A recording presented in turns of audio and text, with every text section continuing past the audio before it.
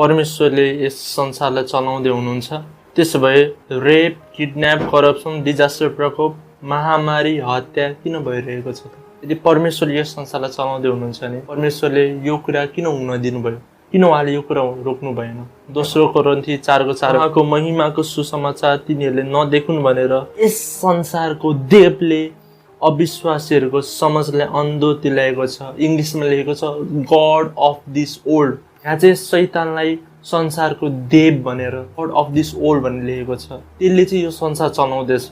यो किन रेपहरू हुन्छ, किन डिजास्टर, महामारी, गरिबी छ, मान्छेहरू किन मरिरहेको छ एक्सिडेन्टमा? शैतान यो संसारको देव हो। He is the god of this world. Okay, तपाईँले मसँग योहन्ना 14:30 हेर्न सक्नुहुन्छ। म तिमीहरूसँग अब धेरै बोल्ने छैन किनभने यस संसारको शासक आइरहेको छ।